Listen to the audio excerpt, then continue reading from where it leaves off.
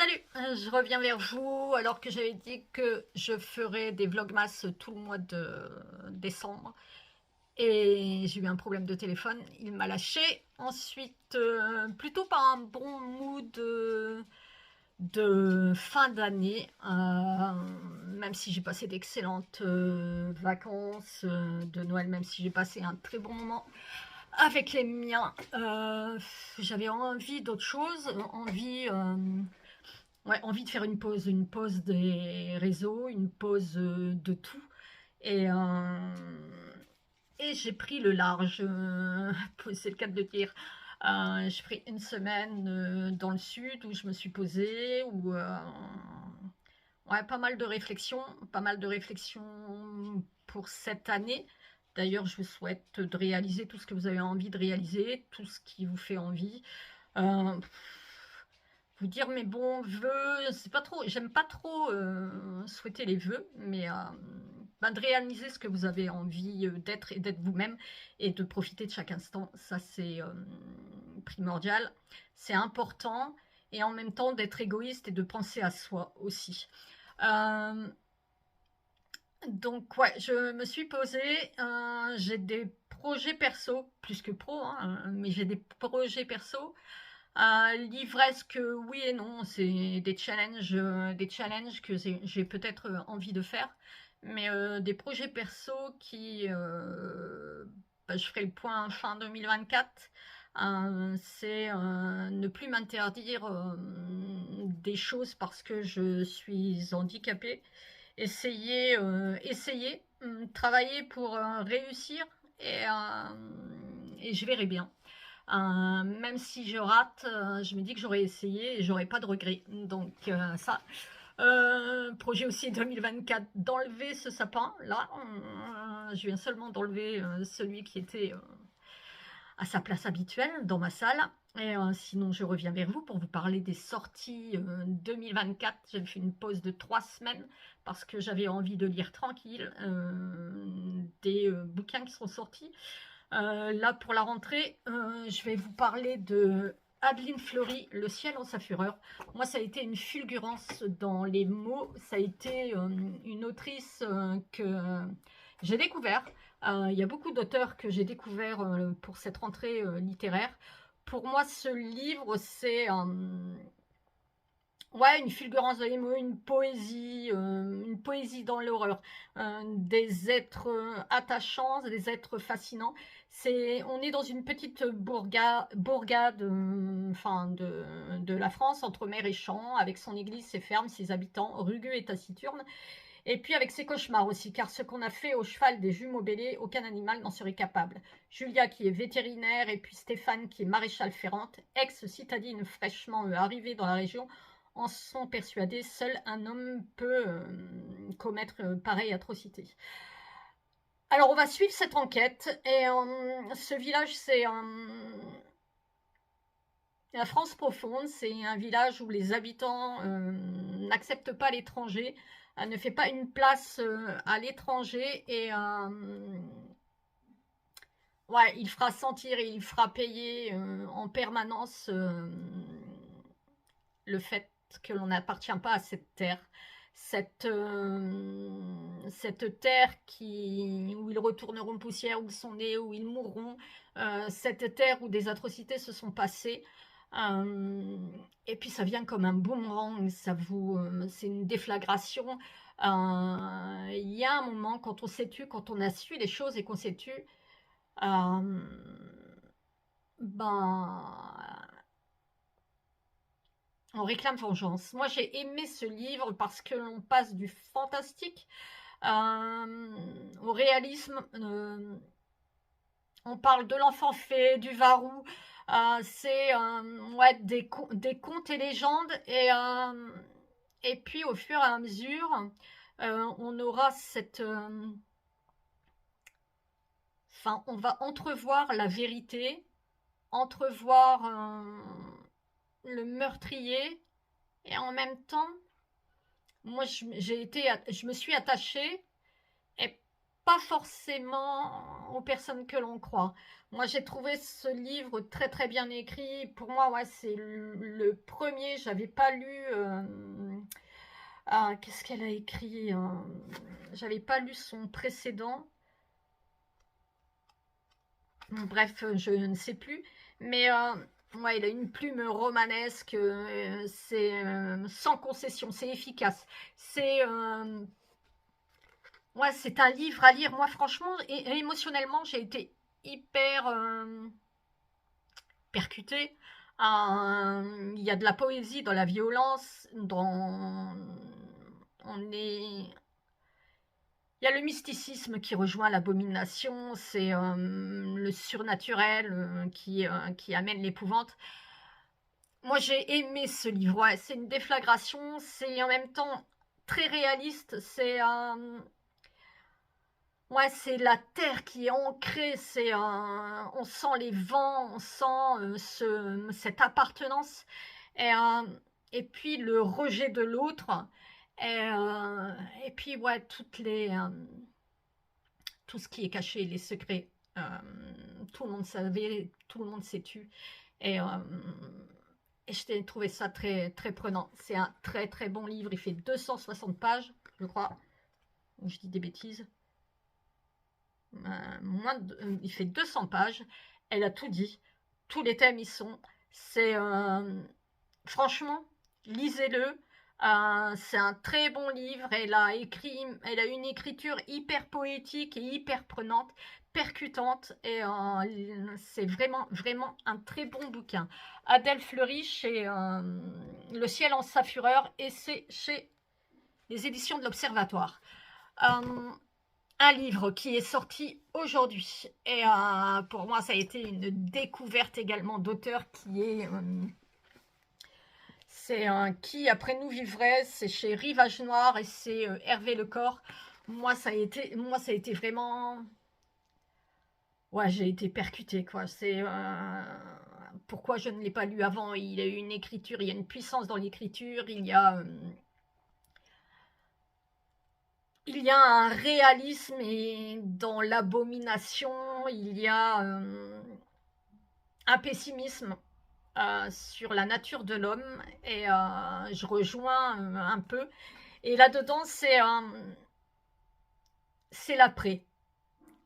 Après avoir enfin les désastres écologiques, après toutes les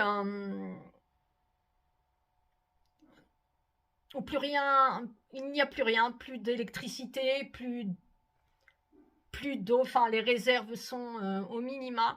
Euh, Plus rien n'existe, mis à part le chaos.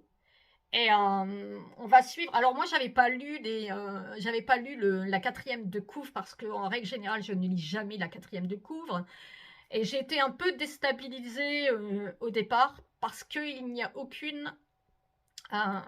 L'auteur passe c'est un roman choral et c'est sur 4 générations. Et l'auteur passe d'une époque à l'autre sans que l'on le sache. Mais quand on lit la quatrième de couvre, on comprend mieux.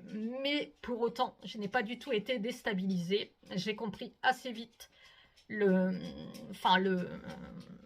roman choral. Et ouais, j'ai été vraiment, vraiment bouleversée. Parce qu'on va suivre Nour, on va suivre Alice, on va suivre Rebecca et Martin, Marceau, et j'ai oublié Clara. Et puis, ces personnages vont devoir survivre, parce que là, c'est vraiment survivre, parce que dans le chaos, il y a toujours des hommes, avec un grand H, hein, homme ou femme, hein, il y a toujours des hommes qui profitent du chaos pour asseoir leur cruauté. Et il y a des sections qui vont ouais, qui vont se mettre en place. Il y a ceux qui vont vouloir avilir les gens ou les tuer ou prendre leur nourriture, leurs biens. il y a toujours dans le chaos, les hommes, il n'y a plus d'humanité dans... Il n'y a que l'inhumanité dans l'humanité. Et Hervé Lecor, enfin, il décrit très bien cette inhumanité de l'homme. On en voit récemment, enfin, on en voit quotidiennement. C'est un, c'est un pays qui est dévasté, c'est ouais, survivre, et pour survivre, il faut être soi-même sans concession. Il faut, bah, pour survivre, il va falloir tuer aussi. Et on est tout de suite dans le vif du sujet. Il y a les tensions bah, qui nous prennent. Ouais, c'est la violence pure, dure, crue. C'est ouais, les violences faites aux femmes, physiques et puis sexuelles, et des hommes qui se disent prédicateurs et qui imposent leurs idées, pas du tout saines, et il nous fait entrevoir quand même, malgré tout, le beau, enfin on espère, hein, même si ce livre est d'un pessimisme, et enfin pour moi oui, le pessimisme est, enfin moi je suis pas optimiste dans l'humanité, j'ai pas foi en l'homme, donc ce livre ouais, il rejoint mon pessimisme, mais en même temps, dans les survivants, il y a peut-être des âmes qui croient encore qu'il est possible de s'en sortir en, en, en s'unissant et non par la force. Mais ouais, ce livre, c'est l'enjeu pour c'est de survivre malgré les traumatismes, de s'endurcir et d'être ouais, sans pitié. Euh, c'est le monde qui se scinde en deux blocs. En bloc hostile. C'est ouais, c'est un monde qui finalement n'est peut-être pas si loin, et c'est ça qui est pour moi anxiogène. Ouais, c'est un livre intense et qui fait entrevoir notre monde. C'est pour ça que c'est et la souffrance des hommes, les croyances originelles que l'on façonne à notre image, et puis pour diriger par la peur, comme l'homme l'a toujours fait. C'est ouais, moi, Hervé Lecor, pour moi, c'est mon premier. C'est pas le dernier. Il a une écriture, mais vraiment poussée, une psychologie dans les personnages qui est intense, qui est fulgurante. C'est franchement. Alors, j'ai dit ça pour Le ciel en sa fureur. S'il y a un livre également qu'il faut lire dans cette rentrée littéraire, c'est celui-ci. Franchement, lisez-le. Il est exceptionnel. Je vais peut-être aller plus vite hein, quand même quand je vous parle de quelque chose, parce que sinon on n'est pas fini. Un autre livre qui sort demain et, et qui est exceptionnel également pour moi, c'est... j'ai oublié, c'est... mince.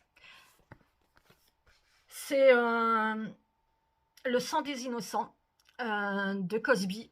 Moi j'ai adoré ce livre. C'est un livre qui est exceptionnel pour moi.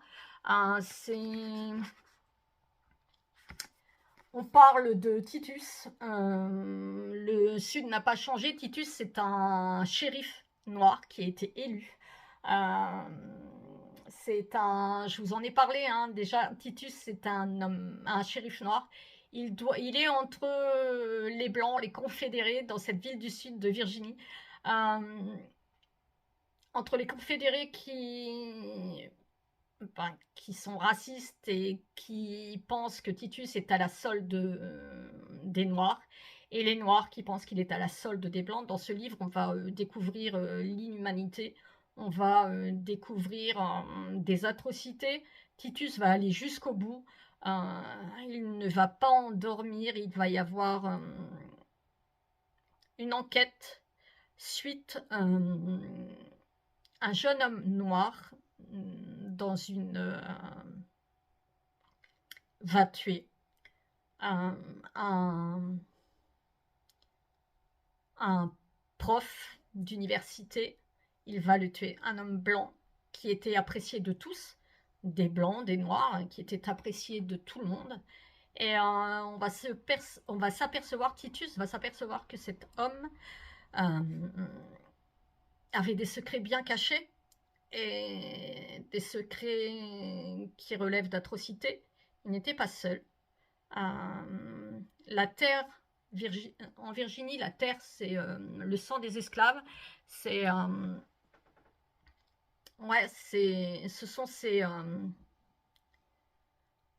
ce sang qui coule encore, le sang des hommes noirs, des femmes, des enfants. Titus va mettre, on va découvrir un charnier avec des enfants qui ont subi d'atrocités, des enfants noirs qui ont disparu et qui ont subi des atrocités. Titus va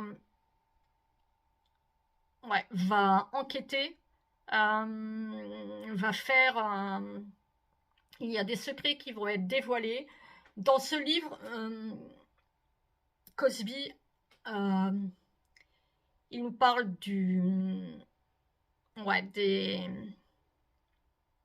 des tueries de masse qui se passent aux États-Unis. Il nous parle de l'homme noir, de l'homme blanc, du racisme qui est toujours très très présent, de ces villes où l'esclavagisme est encore très ancré dans les mémoires. Et puis, il a une écriture, mais en trois livres, parce que moi j'ai lu Les Routes oubliées, j'ai La colère qui est encore à lire, et j'ai honte, hein, mais j'ai encore ça à lire. Mais en trois romans, il a décrit ce que l'homme a de pire. Et je trouve que ouais, il est exceptionnel, que c'est une écriture qui dans le roman noir marque. Et en trois livres, c'est vrai qu'il a atteint sa place. Il est ouais, c'est une plume incontestable du thriller. Puis c'est plus qu'un thriller, c'est un roman noir, c'est un gros coup de cœur. Ce livre, c'est une course-poursuite contre l'innommable. C'est pour découvrir la vérité. Les personnages sont pointus, il y a une psychologie très développée. Des personnages attachants. J'ai beaucoup aimé Titus, son père, son frère. Et j'ai beaucoup aimé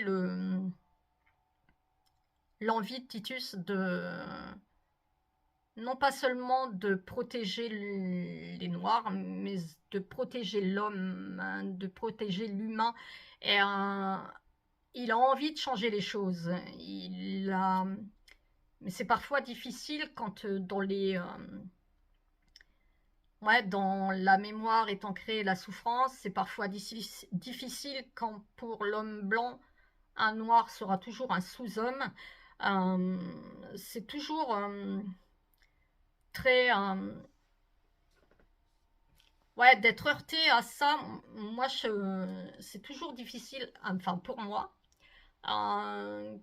que l'on différencie encore le blanc, le noir, enfin tout ce que vous voulez, tous les hommes. Pour moi, c'est compliqué. C'est pas que c'est compliqué, je trouve ça. Ouais, c'est, il y a de la place pour tout le monde et qu'il est difficile de voir les hommes s'entre-déchirer pour une couleur de peau. Et le sang des innocents, c'est l'homme noir, c'est l'homme blanc, c'est toute la souffrance, c'est toute cette rancœur, C'est la religion aussi qui est très installée, qui est très... ouais, qui pour certains est très prenante, qui instille des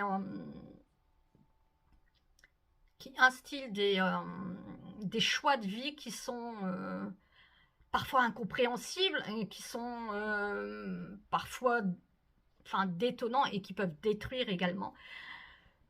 Le sang des innocents, c'est No Country for Black Men, c'est un livre à lire, un livre à offrir, c'est tout comme les deux autres, hein, c'est trois livres forts de la rentrée, trois livres totalement différents qu'il faut absolument découvrir. J'ai lu aussi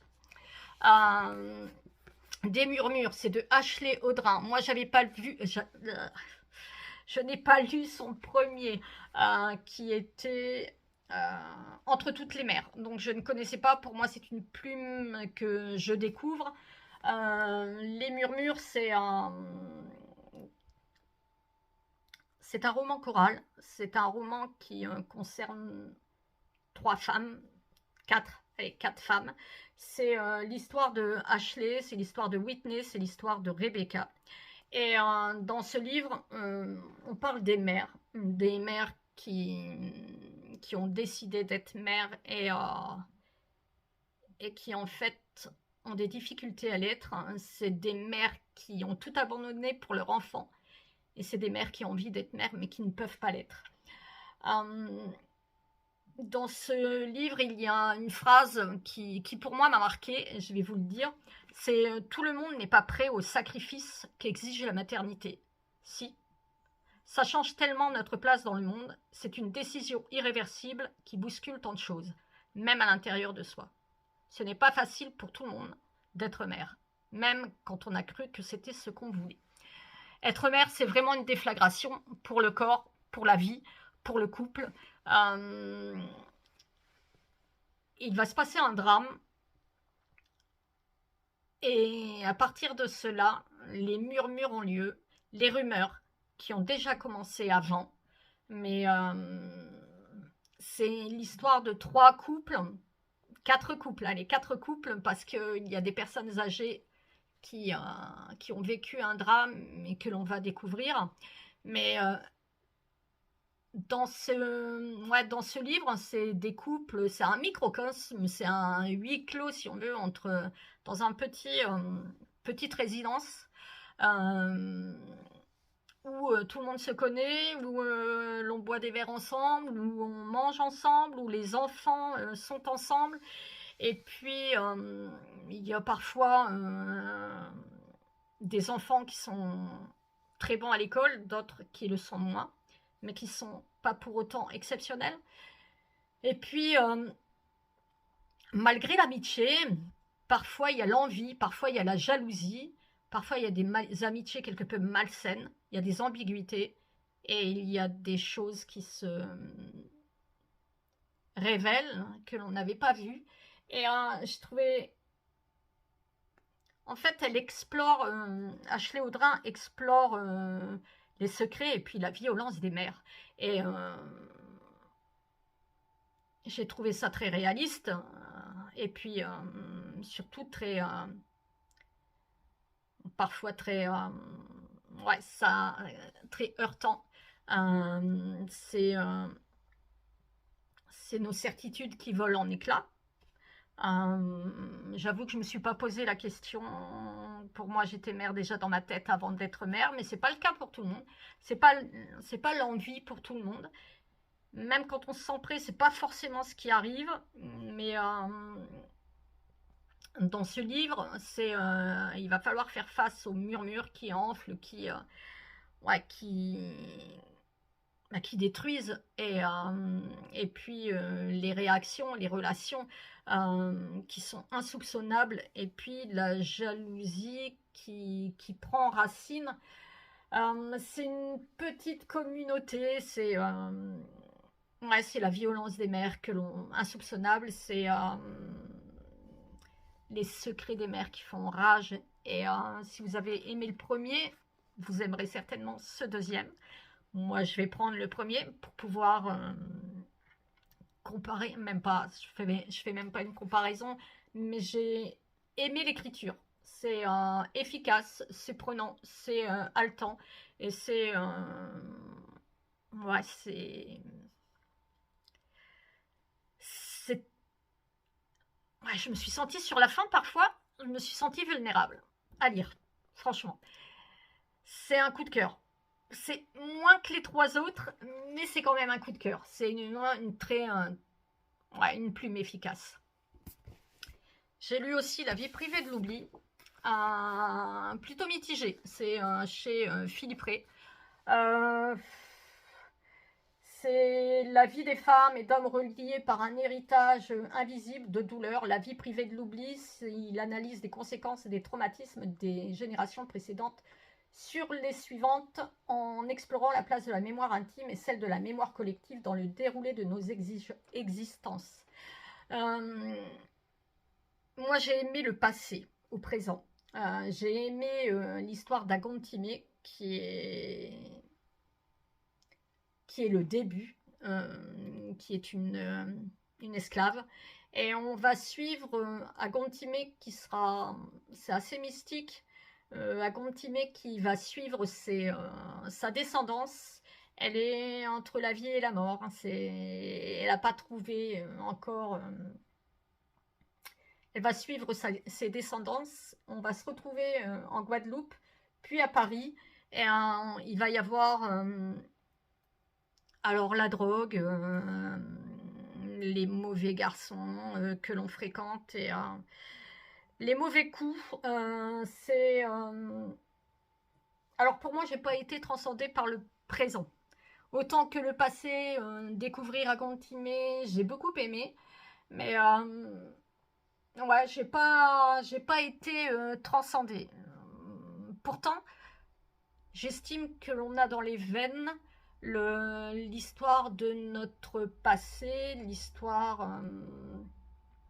Il y a les mémoires intimes qui restent,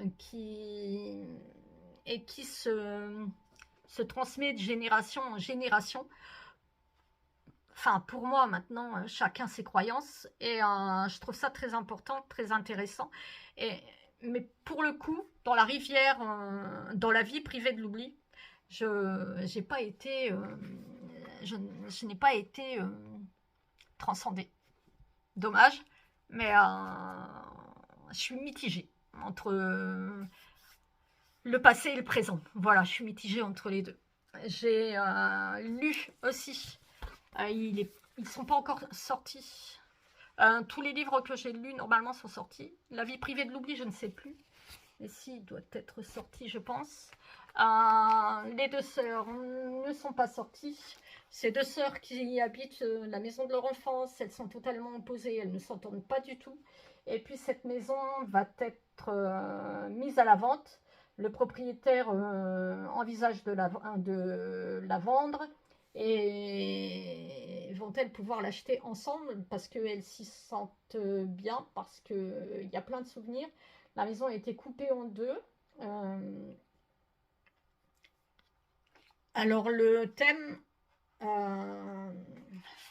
le thème, je l'ai trouvé intéressant.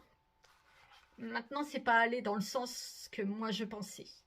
Euh, et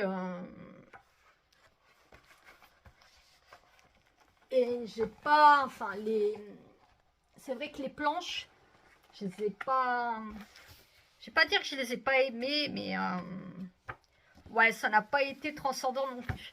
Donc, je suis mitigée. J'ai compris l'histoire des deux filles. J'ai aimé l'histoire des deux filles. Ces deux filles enfin, ces deux sœurs qui ne s'entendent pas. Ces deux sœurs qui partagent une maison et ces deux sœurs totalement différentes. Mais j'aurais pensé qu'on irait plus loin dans la psychologie et qu'on aurait été plus loin dans l'histoire. Dommage, mais il sort bientôt. Gueule de cuir. C'est ça, ouais. Gueule de cuir. C'est un peu mystique, c'est un peu fantastique à découvrir. J'ai aimé le thème. C'est en 1633, dans la Florence de Louis XIII et de Richelieu. La magie noire et alchimie sont à l'œuvre, tandis que de mystérieuses factions s'affrontent en secret autour du zodiaque du diable. Un redoutable nécromant étend son règne sur les bas-fonds de Paris et rêve de vengeance. Un seul homme peut encore se dresser contre lui, un duelliste que le destin a maudit et qui n'aura d'autre choix que d'accepter le masque et la destinée de Gueule de Cuir. C'est l'homme d'outre-tombe.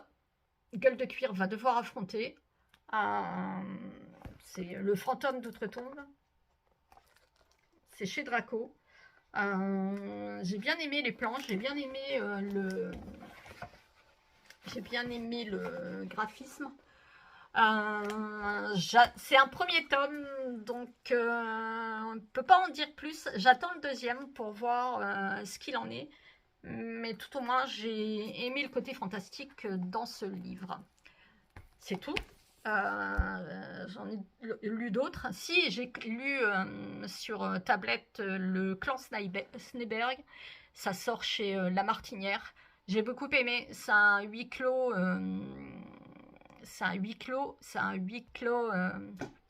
Familial.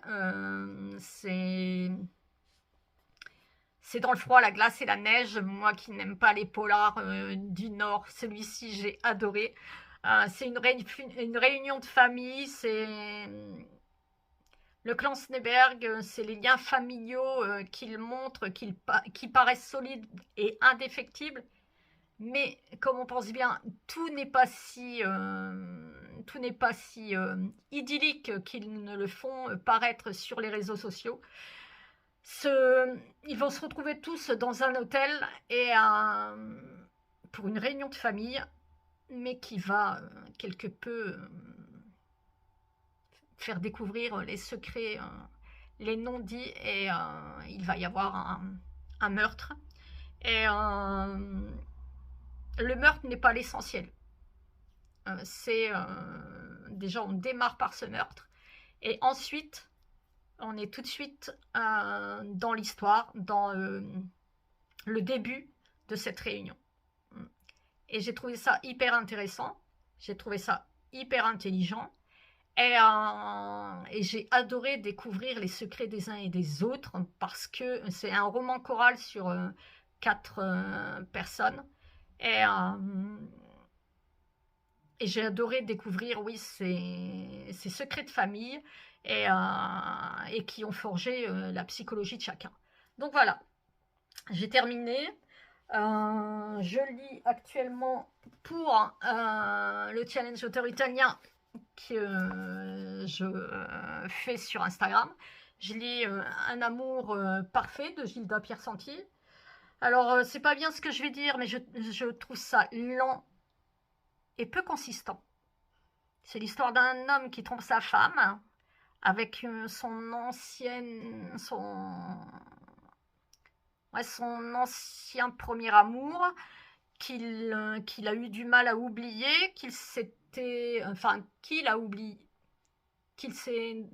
a oublié après avoir eu, entre guillemets, une descente aux enfers, avant de connaître sa femme.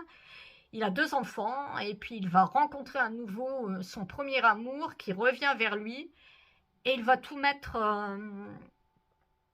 Il pense qu'il peut faire avec les deux, avec sa femme et avec sa maîtresse. Sauf que la vie, c'est pas forcément ça. On peut pas forcément avoir une double vie. Et puis à un moment, de toute façon, à trop mentir, on est découvert. Je le lis parce que je le lis en LC avec les livres de Toutoun, et donc Nathalie et Maria, lecture noire pour nuit blanche, sur Instagram. Je le lis, mais j'avoue que j'ai envie de l'abandonner. Mais non, je vais aller jusqu'au bout. Je vais voir déjà avec les filles ce qu'elles en pensent, et j'irai jusqu'au bout si elles vont jusqu'au bout. Mais cette année, ce sera une année où quand je n'aimerai pas au bout de 100-150 pages, où j'abandonnerai parce que j'en ai marre de passer du temps avec des bouquins qui ne sont pas top, quoi. J'ai lu aussi Le secret de la Villa Freiberg, pareil, de temporalité. J'ai aimé la temporalité passée. La temporalité présente, un peu moins. En fait, la temporalité présente, c'est la recherche de la temporalité passée, de savoir ce qu'il s'est passé exactement. Parce qu'un petit garçon a disparu lors de la guerre 39-45, alors qu'il devait être... Enfin, alors qu'il était chez des gens fortunés avec sa sœur. Et on va être à la recherche de ce petit garçon, où il est passé. Et c'est quelque chose d'assez... le passé est ouais, quelque chose de très... même si c'est pas le premier... le premier livre que je lis sur la guerre, c'est quelque chose qui prend aux tripes et quelque chose quelque peu d'abominable. Et même si on sait, le lire, c'est encore plus réel. Et c'est parfois très compliqué. Je regarde au niveau réception, j'ai eu Monsieur Antoine de Laurent Malo. C'est un auteur que j'ai jamais lu. J'ai très envie de le lire. Il est chez XO. Il me fait vraiment envie. C'est à 70 ans. Sans prévenir, Antoine Lagarde vend son imprimerie à Orsay, en région parisienne, et s'installe à Saint-Ambroise, zone pavillonnaire d'une petite villa du Jura. Avec ses costumes gentleman et son vieux pick-up américain, il détonne. Son énergie et sa fantaisie touchent vite le cœur des habitants qui, pour la plupart, n'ont qu'un rêve, quitter ce lieu endormi où seule la brasserie de chez Suzy apporte vie et chaleur. Je ne vais pas plus loin parce que j'ai pas envie de savoir ce qui se passe, mais j'ai très envie de le lire. Il est court, 250 pages chez CXO, très aéré. Ouais, moi j'aime bien XO au niveau de leur typologie parce que je la trouve très aéré, enfin, ça se lit assez vite et c'est pour les yeux, c'est un bonheur. J'ai reçu aussi de chez Gaimeister La guerrière de Hélène Bukowski. J'avais lu quoi d'elle? Les dents de lait, si mes souvenirs sont bons. J'ai eu aussi Michael Faris, Sauver cette terre. Ah. Et Chris Offutt, Les fils de Shifty. Donc voilà, j'ai de la lecture en perspective. J'ai eu le Schulman, prochain arrêt de chez Albin. Pas envie de le lire pour l'instant. Ouais, j'ai déjà entendu quelques chroniques. Donc, j'aurais pas dû regarder ces quelques chroniques. Je verrai. Je vais le mettre dans mon planning, mais pas tout de suite. J'ai eu aussi Blanche, mais ça c'est pour le 1er février, donc j'ai encore un petit peu de temps. Et puis j'ai encore à lire La géométrie des possibles, qui là pour le coup fait 600 pages quasiment. Donc voilà, et j'ai reçu 2 livres de poche, Le soldat désaccordé. J'ai vraiment fortement envie de lire, donc là il est important que je lise non-stop presque. Maintenant il y a la vie qui me prend aussi, donc je ne fais pas que ça. Et j'aimerais terminer la série que ma fille m'a passée, enfin tout au moins les 2 derniers tomes des Moriarty que j'ai, parce qu'il y a plus que 12 tomes. Donc comme ça, je pourrai lui rendre ce week-end parce que je vais chez elle. Et donc ce sera fait, ce sera lu et j'en récupérerai peut-être d'autres parce que j'adore les Moriarty, j'adore ça. Sur ce, je vous laisse. J'espère que je vous ai donné envie. Même ceux que j'ai pas forcément, même ceux où je n'ai pas eu de coup de cœur, où j'ai eu un avis mitigé, mais comme je dis toujours, enfin tous, ce sont mes propres avis, c'est à un moment donné, à un instant T, ce que j'ai ressenti par rapport à ces bouquins. Donc voilà, je vous laisse, je vous dis ciao, à bientôt.